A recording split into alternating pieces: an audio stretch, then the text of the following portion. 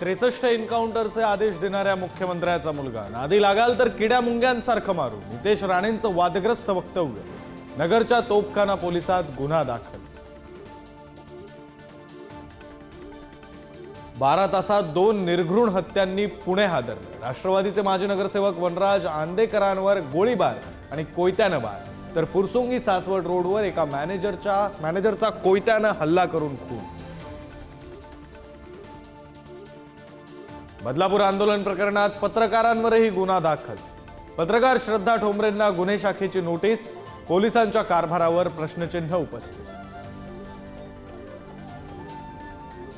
महायुतीत 173 जागांवर एकमत. भाजपला सर्वाधिक जागा तर अजित पवारांना सर्वात कमी जागा. शिंदे फडणवीस अजित पवारांची नागपुरातील बैठकीत चर्चा झाल्याची माहिती.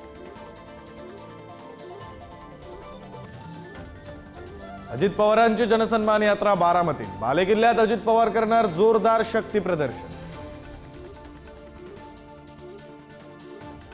रणजितसिंह निंबाळकर आणि जयकुमार गोरेंच्या तक्रारीची दखल न घेतल्यास तुतारी हातात घेऊ.